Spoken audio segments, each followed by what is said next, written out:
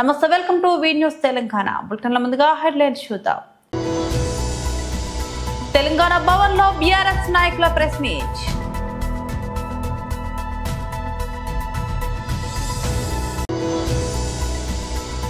కేంద్ర మంత్రి కిషన్ రెడ్డి మీడియాతో మాట్లాడారు.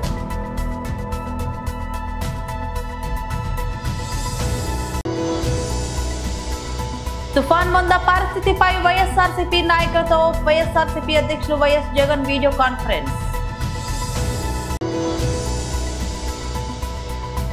విరాట్ కోహ్లీ 18వ నెంబర్ జెర్సీతో బరిలోకి దిగిన రిషబ్ పంత్. తెలంగాణ భవన్ లో బీఆర్ఎస్ నాయకులు ప్రెస్ మీట్ నిర్వహించారు. ముఖ్యంగా ఉమ్మడి వరంగల్ జిల్లా, ఉమ్మడి ఖమ్మం జిల్లా, ఉమ్మడి నల్లగొండ జిల్లా, కరీంనగర్, సిద్దిపేట ఈ ప్రాంతాలలో లక్షలాది ఎకరాలలో పంట నష్టం జరిగింది. మొక్కజొన్న, వరి ధాన్యం, సోయాబీన్, పత్తి ప్రస్తుతం ఇప్పటికే నష్టపోతున్నామన్న రైతులందరికీ ఇంకా భారీ నష్టం జరిగింది. జరిగిన నష్టాన్ని చూసి రైతాంగం మొత్తం తల్లడిల్లుతా ఉన్నది. పశువులు చనిపోయినాయి, గొర్రెలు మేకలు చనిపోయినాయి. మా జనగామ, అదే ఉమ్మడి వరంగల్ జిల్లాలో కూడా ఎక్కువగా గ్రామసీమల్లో రోడ్లు కూడా కట్టయినాయి. ఇంత నష్టం జరిగినా ప్రభుత్వ యంత్రాంగం అనేది చీమ కొట్టినట్లు లేదు. ముఖ్యమంత్రి గారు కానీ, మంత్రులు కానీ, ఇన్ఛార్జ్ మినిస్టర్ కానీ, ప్రత్యేక అధికారుల జాడే లేదు. అసలు ఇవన్నీ జరుగుతున్నాయని కూడా వాళ్ళకి తెలుసా తెలియదు అనేది మనకు అర్థం కావట్లేదు. ఇవాళ ఒకవైపు పంట నష్టం గతంలో జరిగింది, అది కూడా మేము చూసి చేస్తామని చెప్పేసి వ్యవసాయ శాఖ మంత్రి గారు, రెవెన్యూ శాఖ మంత్రి గారు తిరిగి కేంద్రానికి కూడా ఇన్ఫార్మ్ చేసినామన్నారు. గత వానాకాలంలో జరిగిన పంట నష్టాన్ని కూడా ఈ రోజు కూడా ₹1 కూడా ఇవ్వలే. ఒక్కొక్క పంట చూస్తే ఒక్కొక్క బాధ ఉన్నది. ఇవాళ మొక్కజొన్న దరిదాపుగా 6.5 లక్షల ఎకరాల్లో 4 లక్షల మంది రైతులు ఇలా మొక్కజొన్నని సాగు చేస్తూ ఉన్నారు. మొక్కజొన్న ఈ రాష్ట్రంలో దరిదాపుగా ప్రతి ఎకరానికి 30 క్వింటాలు, దరిదాపుగా 28 నుంచి 32 క్వింటాలు కూడా పంట పండుతుంది. కానీ ఈ రాష్ట్ర ప్రభుత్వం యొక్క పాలసీ వల్ల కఠినమైన నిర్ణయాలు పెట్టినారు. మార్క్ఫెడ్ ద్వారా వాళ్ళు పెట్టిన నిబంధనలు ఏమున్నాయంటే, 1 ఎకరానికి 18 క్వింటాలు మాత్రమే మేము తీసుకుంటాం. ఆ ఎకరం భూమి ఎవరనేది ఆ ఓనర్ వచ్చి వేలిముద్ర వేస్తేనే తీసుకుంటాం. కౌలు రైతులది తీసుకోం. అంటే కౌలు రైతులకు మొత్తం కూడా మేము మొత్తం ఆకాశాన్ని తీసుకొచ్చేసి ఇక్కడ మీ చేతిలో పెడతాం. కేంద్ర మంత్రి శ్రీ జి కిషన్ రెడ్డి మీడియాతో మాట్లాడారు. పశువుల రవాణాపై కూడా అనేక నియమ నిబంధనలు ఉన్నాయి. కానీ ఏ ఒక్కటి కూడా ఈరోజు తెలంగాణ రాష్ట్రంలో గత 10 సంవత్సరాలుగా ఆ యొక్క నామ్స్ కానీ, ఆ యొక్క రూల్స్ కానీ, ఆ చట్టాలు కానీ అమలు జరగడం లేదు. ఈ చట్టాన్ని రక్షించాల్సినటువంటి పోలీసులు, ఈ చట్టాలను కఠినంగా అమలు చేయాల్సినటువంటి పోలీసులు పూర్తిగా ఈ మాఫియాల చేతిలో కీలుబొమ్మలుగా మారి ఈరోజు గోరక్షకులపైననే, ప్రజలపైననే దాడి చేస్తున్నటువంటి విషయం మనం చూస్తూ ఉన్నాం. పూర్తిగా పోలీస్ వ్యవస్థ వైఫల్యం చెందింది.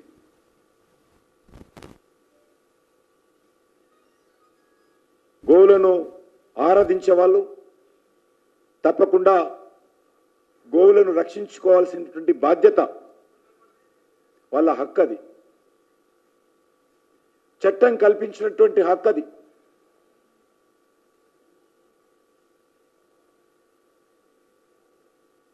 కానీ ఈరోజు ఈ యొక్క మాఫియా, స్లాటర్ రోజులో పనిచేసేటువంటి మాఫియా, బంగ్లాదేశ్ నుంచి వచ్చినటువంటి వాళ్ళు ఇల్లీగల్గా హైదరాబాద్ చుట్టుపక్కల అనేక స్లాటర్ రోజులో, ఇల్లీగల్ స్లాటర్ రోజులో పనిచేస్తూ ఈ యొక్క ముఖ్యమైనటువంటి వ్యక్తుల చేతుల్లో వాళ్ళు ఈరోజు మరి ఈ యొక్క అక్రమ రవాణాలో కీలక పాత్ర పోషిస్తున్నారు. వరుసగా మనం చూస్తూ ఉన్నాం. ముఖ్యంగా దీనికి అన్నిటి కూడా అండదండలు అందిస్తున్నది మజ్లిస్ పార్టీ నాయకులు.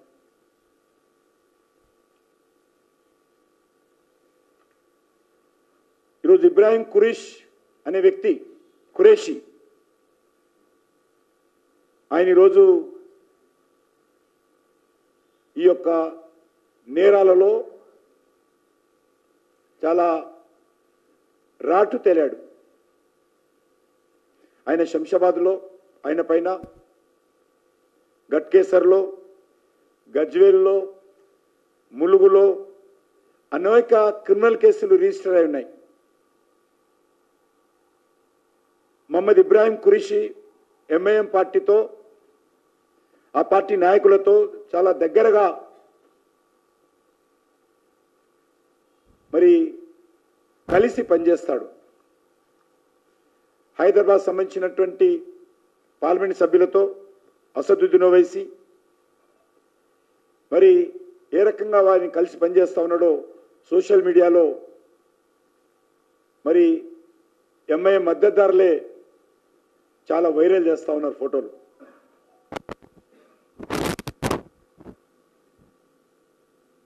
ఈ యొక్క గోవుల యొక్క స్మగ్లింగ్, గోవుల యొక్క అక్రమ రవాణా ఎవరైనా తుఫాన్ మంద పరిస్థితిపై వైఎస్ఆర్సీపీ నాయకులతో వైఎస్ఆర్సీపీ అధ్యక్షులు వైఎస్ జగన్ వీడియో కాన్ఫరెన్స్ నిర్వహించారు. వాళ్ళ రైతు తీవ్రంగా నష్టపోయిన పరిస్థితులు ఎక్కువగా కనిపిస్తూ ఉన్నాయి. శ్రీకాకుళం నుంచి మొదలెడితే దాదాపుగా నెల్లూరు దాకా కూడా, ఇంకా నెల్లూరు నుంచి కూడా కాస్త ముందుకు కూడా ఈ ప్రభావం కనిపిస్తూ ఉంది. కర్నూలు, కడప, అన్నమయ్య జిల్లాలు, చిత్తూరు జిల్లా, ఉమ్మడి చిత్తూరు జిల్లాలో కూడా, కర్నూలు, నెల్లూరు ప్రాంతంలో కూడా ఈ ప్రభావం కూడా కనిపించింది. దాదాపుగా 25 జిల్లాల పరిధిలో, 396 మండలాల పరిధిలో, 3320 గ్రామాల పరిధిలో దీని ప్రభావం కనిపించింది. ఇలాంటి పరిస్థితుల్లో రైతులకు మనం తోడుగా నిలబడాల్సిన అవసరం చాలా ఉంది. దాదాపుగా ఉజ్జాయింపుగా లెక్కల ప్రకారము, మనకున్న సమాచారం ప్రకారం దాదాపుగా 15 లక్షల ఎకరాల మీద దీని ప్రభావం పడుతూ ఉంది. దాదాపుగా ఇందులో 11 లక్షల ఎకరాలు వరి మాత్రమే, వరి మీదనే ప్రభావం పడుతూ ఉంది. 39 లక్షల ఎకరాలలో మామూలుగా వరి సాగయ్యే పరిస్థితి ఉంటే, అందులో దాదాపుగా 11 లక్షల ఎకరాలలో దీని ప్రభావం పడుతూ ఉన్న పరిస్థితులు కనపడతా ఉంది. దాదాపుగా 1,15,000 ఎకరాలకు సంబంధించి పత్తి, దాదాపుగా మరో 1,15,000 ఎకరాలకు సంబంధించి వేరుశనగ, మరో 2 లక్షల ఎకరాలకు సంబంధించిన మొక్కజొన్న, మరో దాదాపుగా 2 లక్షల ఎకరాలకు సంబంధించిన హార్టికల్చర్ పంటల మీద తీవ్రమైన ప్రభావం, దాదాపుగా 15 లక్షలు. గాయం నుంచి కోలుకున్న రిషబ్ పంత్ దక్షిణాఫ్రికా ఏతో జరుగుతున్న అనాధికార టెస్ట్ సిరీస్ లో పాల్గొంటున్నారు. భారత్ ఏ జట్టుకు సారథిగా వ్యవహరిస్తున్నాడు. బెంగళూరులోని సెంటర్ ఆఫ్ ఎక్సలెన్స్ మైదానంలో ప్రారంభమైన తొలి మ్యాచ్ లో టాస్ గెలిచిన రిషబ్ పంత్ బౌలింగ్ ఎంచుకున్నాడు. అయితే ఈ మ్యాచ్ లో పంత్ ధరించిన జెర్సీ సామాజిక మాధ్యమాల్లో వైరల్ అయింది. రిషబ్ పంత్ 18వ నెంబర్ జెర్సీతో మైదానంలోకి అడుగుపెట్టాడు. ఆ జెర్సీపై అందరి దృష్టి పడడానికి ప్రధాన కారణం అది మాజీ కెప్టెన్ విరాట్ కోహ్లీది కావడమే. కోహ్లీ టెస్టుల నుంచి రిటైర్మెంట్ ప్రకటించిన విషయం తెలిసిందే. దీంతో ఈ జెర్సీని రిషబ్ పంత్ ధరించాడు. సాధారణంగా పంత్ జెర్సీ నెంబర్ 17. పంత్ ఈ జెర్సీని ధరించి రావడంతో సామాజిక మాధ్యమాల్లో చర్చ మొదలైంది. గతంలో ముఖేష్ కుమార్ కూడా ఇంగ్లాండ్ పర్యటనకు ముందు భారత్ ఏ జట్టు తరపున ఆడినప్పుడు 18వ నెంబర్ జెర్సీని ధరించాడు. స్టార్ ఆటగాళ్లు ఆటకు వీడ్కోలు పలికిన తర్వాత వారి జెర్సీ నెంబర్లకు కూడా వీడ్కోలు పలకడం ఆనవాయితీగా వస్తుంది. సచిన్ టెండూల్కర్ 10, MS ధోని 7 ఆటలకు గుడ్ బై చెప్పినప్పుడు BCCI ఇదే విధంగా చేసింది. ఆ నెంబర్ల జెర్సీలను మరెవరూ ఉపయోగించకుండా నిర్ణయం తీసుకుంది. అయితే కోహ్లీ విషయంలో ఇంకా అలాంటి నిర్ణయం తీసుకోలేదు. టెస్టుల నుంచి రిటైర్మెంట్ ప్రకటించినప్పటికీ కోహ్లీ వన్డేలో కొనసాగుతున్నాడు. అందుబాటులో ఉన్న జెర్సీ నెంబర్ 18తో పంత్ బరిలోకి దిగి ఉంటాడని భావిస్తున్నారు. కోహెడ్ మండలం బసాపూర్ పోరెడ్డిపల్లిలో వరద ఉధృతికి తెగిపోయిన రోడ్లను పరిశీలించారు. కొట్టుకుపోయిన కల్వట్లను పరిశీలించారు. బసాపూర్ అక్కనపల్లి మధ్య వెళ్లే బ్రిడ్జి వద్ద మోయ తుమ్మెద వాగు పరిశీలించారు. రోడ్లపై ఆరబోసిన వడ్లను, వరదకు మొత్తం కొట్టుకుపోయిన ప్రాంతాలను పరిశీలించారు. వరదలతో ముంపులోనే ఉన్న దెబ్బతిన్న వరి పంటలను పరిశీలించారు. ఆవేదన చెందుతున్న రైతులతో మాట్లాడారు. నష్టపోయిన రైతులను ప్రభుత్వం ఆదుకుంటుందని హామీ ఇచ్చారు. దెబ్బతిన్న రోడ్లను, కల్వట్లను, దెబ్బతిన్న పంటలను అధికారులు మొత్తం రికార్డు చేయాలని ఆదేశించారు. అనంతరం వారు మాట్లాడుతూ హుస్నాబాద్ నియోజకవర్గం 3 జిల్లాల పరిధిలో ఉందని, పూర్తిగా జలమయమైందని, కరీంనగర్, సిద్దిపేట, హన్మకొండ జిల్లాల పరిధిలో ఉన్న హుస్నాబాద్ పరిధి పూర్తిగా నష్టం జరిగిందని, రైతాంగం పూర్తిగా నష్టపోయిందని, వేలాది ఎకరాల్లో ధాన్యం దెబ్బతిందని, కొట్టుకుపోయిందని, ప్రభుత్వం రైతులను ఆదుకుంటామని తెలిపారు. హుస్నాబాద్ నియోజకవర్గము 3 జిల్లాల పరిధిలో సిద్దిపేట, కరీంనగర్, హన్మకొండ పరిధిలో ఉన్నటువంటి ఈ ప్రాంతం పూర్తిగా జలమయమైంది. రైతులకు తీవ్ర నష్టం జరిగింది. రాష్ట్రంలో అత్యధిక వర్షం నమోదైన మండలం భీమదేవరపల్లి. ప్రాణ నష్టం జరిగినటువంటిది ఈ నియోజకవర్గంలో జరిగింది. వందల వేల మెట్రిక్ టన్నుల ధాన్యం తడిసిపోయింది. వందల వేల మెట్రిక్ టన్నుల ధాన్యం కొట్టుకుపోయింది. వందల వేల ఎకరాల్లో పంట పొలాలు నీళ్లు నిలిచి పనికి రాకుండా పోయినాయి. రోడ్లు కట్ అయినాయి, కల్వట్లు తెగినాయి, ఓవర్ఫ్లో అయి గ్రామాల మధ్యలో రాకపోకలు బంద్ అయినాయి. కాబట్టి రాష్ట్ర ప్రభుత్వం ఇప్పుడే ముఖ్యమంత్రి గారు, ఉన్నతాధికారులు, కలెక్టర్ వీడియో కాన్ఫరెన్స్ జరిగింది. నేను కూడా అందులో పాల్గొన్నా. గౌరవ ముఖ్యమంత్రి గారిని హుస్నాబాద్కు రమ్మని ఈ ప్రాంతాన్ని పరిశీలించి సహకారం చేయమని కోరినాం. అదే సందర్భంలో ఇక్కడి నుంచి ప్రాతినిధ్యం వహిస్తున్న కేంద్ర మంత్రి బండి సంజయ్ గారు కూడా వెంటనే స్పందించి ఇది ఒక కేంద్ర విపత్తుగా తీసుకుని కేంద్ర ప్రభుత్వం నుంచి కూడా పూర్తి సహాయ సహకారాలు అందించాలి. ఈ సమయంలో రాజకీయాలు కాదు, రాష్ట్ర ప్రభుత్వం నుంచి అన్ని రకాల సహకారం చేయడానికి గౌరవ ముఖ్యమంత్రి గారు సిద్దంగా ఉన్నారు. కేంద్రం కూడా ఫెడరల్ సిస్టంలో భాగస్వామ్యం. చిన్న చిన్న ఇష్యూస్ వస్తే నార్త్ ఇండియా లోపల అదొక నేషనల్ డిజాస్టర్ గా తీసుకుంటారు. నిన్న పడ్డ వర్షానికి కూడా ఇయ్యాలంటే వర్షం నీళ్లు ఇప్పుడు పోతున్నా కూడా కేంద్రము బాధ్యత వహించకపోతే పొరపాటు అవుతుంది. కాబట్టి దయచేసి మరొకసారి నేను కోరుతా ఉన్న రాష్ట్ర ప్రభుత్వం పక్షాన కేంద్రము ఈ జరిగినటువంటి నష్టానికి భాగస్వామ్యం ఇచ్చి ఇక్కడ రైతులను ఆదుకోవాలి. అధికారులందరినీ గౌరవ ముఖ్యమంత్రి గారు ఆదేశించినారు. అన్ని నమోదు చేయండి. పంట పొలాల్లో మునిగిపోయి నష్టపోయిన రైతులను, రోడ్లో పోయి ఆరబోసుకుంటే కొట్టుకపోయినటువంటి వాళ్ళను, తడిసిన ధాన్యాన్ని, కొనుగోలు కేంద్రాల్లో పోసిన ధాన్యం, తడిసిన దాన్ని, కొట్టుకపోయిన దాన్ని, అన్ని రకాల కేటగిరీస్ ని రికార్డు చేయమన్నారు. వెంటనే వాటికి సంబంధించి ఒక ప్రభుత్వ పాలసీ నిర్ణయం తీసుకుంటుంది. ఇందులో కేంద్ర ప్రభుత్వ సహకారం కూడా తీసుకుని రైతులందరికీ అండగా ఉండేటువంటి బాధ్యత ఈ ప్రభుత్వంది. ఈ రైతు ప్రభుత్వం రైతులకు సహకారంగా ఉండే విధంగా ఇంత పెద్ద విపత్తు నేను చాలా మందిని అడుగుతున్నా, ఎప్పుడు కూడా చూడలే అంటున్నారు. 34 ఏళ్ల తర్వాత కూడా ఇటువంటి వర్షం లేదని చెప్పేటువంటి సందర్భంలో ఈ ప్రాంతంలో బాగా ఎఫెక్ట్ అయింది. దాదాపు ఇప్పటికున్న సమాచారం 3కి ప్రాణ నష్టం జరిగింది అని చెప్తా ఉన్నారు. ఇక బాడీస్ దొరకలేదు.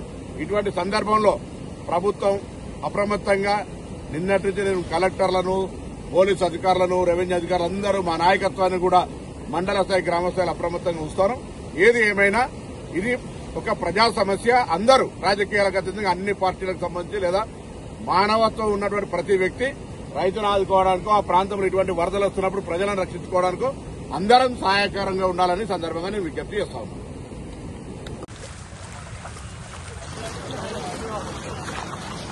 నాగర్ కర్నూలు జిల్లా కొల్లాపూర్ మండలం రామాపురం గ్రామంలో పశువుల వాగుపై బ్రిడ్జి నిర్మాణం చేపట్టాలని డిమాండ్ చేస్తూ గ్రామస్తులు చంద్రయ్య యాదవ్ ప్రవహిస్తున్న వాగులో కూర్చొని నిరసన తెలిపారు. ఈ నిరసన దీక్షకు గ్రామస్తులు మద్దతు ఇచ్చారు. చిన్నపాటి వర్షానికి పశువుల వాగుకు ఉధృతంగా వరద వస్తుందని ఎన్నోసార్లు ప్రజాప్రతినిధులకు అధికారులకు బ్రిడ్జి నిర్మాణం చేపట్టాలని కోరడం జరిగిందని, కానీ ఎవరు స్పందించడం లేదని విమర్శించారు. పశువుల వాగుపై బ్రిడ్జి నిర్మించకపోవడంతో చాలా సార్లు వాగు దాటుతుంటే ప్రమాదాలు చోటు చేసుకుంటున్నాయని, రైతులు పొలాలకు వెళ్లాలంటే ఇబ్బందులు పడుతున్నారని ఆవేదన వ్యక్తం చేస్తున్నారు. నా పేరు ఆకునమూని చంద్రయ్య యాదవ్, సామాజిక కార్యకర్తని. మాది రామాపురం గ్రామం, కొల్లాపూర్ అసెంబ్లీ నియోజకవర్గం, నాగర్ కర్నూలు జిల్లా, తెలంగాణ రాష్ట్రం. మా రామాపురం గ్రామంలో గత 4-5 దశాబ్దాలుగా అంటే 40-50 సంవత్సరాలుగా ఈ పసులవాగు అంటే వర్షాకాలం వచ్చిందంటే నిత్యం పసులవాగుపై నీరు ప్రవహించడం వలన గ్రామ రైతులు ప్రజలు ఈ వాగు దాటి పంట పొలాలకు వెళ్లాలన్నా ఈ వాగు పక్కనే ఇక్కడనే శ్మశాన వాటిక ఉంది. శ్మశాన వాటికకు ఎవరైనా దురదృష్టంగా చనిపోతే శ్మశాన వాటికి వెళ్లాలన్నా ఇక్కడ ప్రజలందరూ కొలుచుకునే అందరికి ఇష్టమైన భక్తి ఇష్టమైన దేవుడు వెంకటేశ్వర స్వామి దేవాలయం కూడా టెంపుల్ కూడా ఇక్కడనే ఉంది. అంటే ప్రజలు ప్రతి నిత్యము ఈ వాగు దాటి వెళ్తే కానీ పంట పొలాలకు వెళ్ళలేరు. పంట పొలాలకు వెళ్లాలన్నా శ్మశాన వాటికి వెళ్లాలన్నా టెంపుల్కి వెళ్లాలన్నా ఉన్నది ఒకే ఒక దారి, ఈ రహదారి, ఈ బాట మరి ప్రజలు వెళ్లాలంటే వాగు ప్రవహించడం వలన ప్రజలకు దాదాపు 40-50 సంవత్సరాలు ఎన్నో ఇబ్బందులు ఎదుర్కొన్నారు, ముఖ్యంగా మహిళా రైతులు. కాబట్టి ఇప్పటికైనా ఈ ప్రజల ఓటుతో ఎన్నికవుతున్న ఈ 40-50 సంవత్సరాలుగా ప్రజల ఓటుతో ఎన్నికవుతున్న ప్రజాప్రతినిధులు కేవలం ఉత్సవ విగ్రహాలుగా చూస్తున్నారే కానీ ఈ యొక్క ప్రజల యొక్క సమస్యలకు పరిష్కారం చూపాలనే ఒక ఆలోచన ఈ యొక్క ప్రజాప్రతినిధులకు లేకపోవడం దురదృష్టకరం. అందుకనే ఇప్పటికైనా ఈ కొల్లాపూర్ అసెంబ్లీ నియోజకవర్గంలో దాదాపు 22 సంవత్సరాలుగా ఎమ్మెల్యేగా మంత్రిగా కొనసాగుతున్న మంత్రి జూపల్లి కృష్ణారావు గారికి ఇక్కడి గ్రామ ప్రజలు దాదాపు 6-7 పర్యాయాలుగా ఓట్లు వేసి వారిని గెలిపించడం జరిగింది. మరి గెలిపించిన ఈ ప్రజలకు కృష్ణారావు గారు చేసింది ఏంటంటే ఇప్పటికీ ఒక వాగు బ్రిడ్జి నిర్మాణం చేయలేకపోయారు.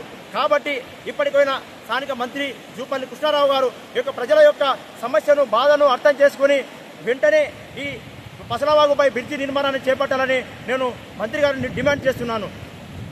మరి ముఖ్యంగా అంటే దాదాపు 6 సంవత్సరాల క్రితం ఇక్కడ ఇదే వాగులో అదేవిధంగా బస్టాండ్ కూడలిలో కొల్లాపూర్ పెబ్బర్ రహదారి పైన నిరసన కార్యక్రమం చేస్తే అప్పటి శాసనసభ్యులు హర్షవర్ధన్ రెడ్డి గారు స్పందించి ఇక్కడికి వచ్చి చూసి ఈ పసలవాగుపై బ్రిడ్జి నిర్మాణం చేపట్టాలి, లేకుంటే ప్రజలు ఈ పసలవాగు దాటడానికి వీల్లేదు, ఖచ్చితంగా బ్రిడ్జి నిర్మాణం చేస్తే తప్ప ప్రజలకు పంట పొలాలకు వెళ్ళడానికి ఈ దారి పనికొస్తుందనే ఆలోచనతో వాళ్ళు గుర్తించి తదనంతర కాలంలో 2,60,00,000 రూపాయలతో బ్రిడ్జి నిర్మాణానికి శంకుస్థాపన చేయడం జరిగింది 2023 ఆగస్టు 27వ తారీఖు నాడున.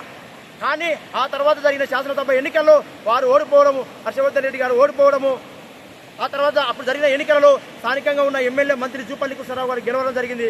గెలిచిన తర్వాత కూడా మంత్రి గారు స్వయంగా ఈ వాగు దగ్గరికి వచ్చి చూసి ఖచ్చితంగా ఈ ప్రజలకు బ్రిడ్జి నిర్మాణం చేస్తేనే మాట దాటడానికి సౌలభ్యంగా ఉంటుంది అని చెప్పి ఇక్కడ ప్రజలు మీడియా సమక్షంలో మాట చెప్పిండు 2024 జనవరి 17వ తారీఖున. మరి స్వయంగా మంత్రి గారు మాట చెప్పి కూడా ఇప్పటికీ దాదాపు 20 నెలలు కావస్తుంది. అయినప్పటికీ ఇప్పటి వరకు ఎలాంటి ఉలుకు లేదు, పలుకు లేదు, ఈ బ్రిడ్జి నిర్మాణం ఎలాంటి ముందడుగు వేయలేదు. కాబట్టి ఇప్పటికైనా మంత్రి గారిని ప్రధానంగా డిమాండ్ చేసేది ఈరోజు ఈ ప్రజాగర్జన నిరసన దీక్ష చేసేది, జలదీక్ష చేసేది బ్రిడ్జి నిర్మాణం కోసమే. కాబట్టి ఇప్పటికైనా స్థానికంగా ఉన్న మంత్రి గారు స్పందించి వెంటనే ఈ పసలవాగుపై బ్రిడ్జి నిర్మాణాన్ని చేపట్టాలని నేను ఒక సామాజిక కార్యకర్తగా, గ్రామానికి చెందిన వ్యక్తిగా, సామాజిక బాధ్యతగా నేను మంత్రి గారిని డిమాండ్ చేస్తున్నాను. హైదరాబాద్ శ్రీశైలం వెళ్లేవారు వాయిదా వేసుకోవడం మంచిది. వర్షాలు కురుస్తున్న నేపథ్యంలో డిండి ప్రాజెక్టు అలుగు వద్ద NH 765 రోడ్డు కోతకు గురైనందున అధికారులు హైదరాబాద్ శ్రీశైలం రాకపోకలు నిలిపివేశారు.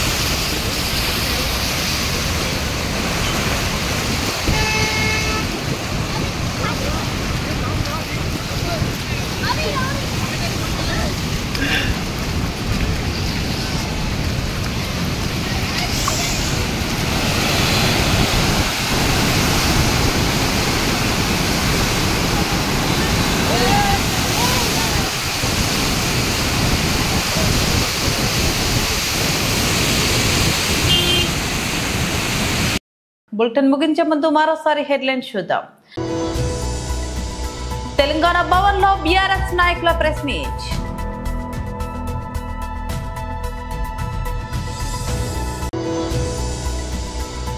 కేంద్ర మంత్రి కిషన్ రెడ్డి మీడియాతో మాట్లాడారు.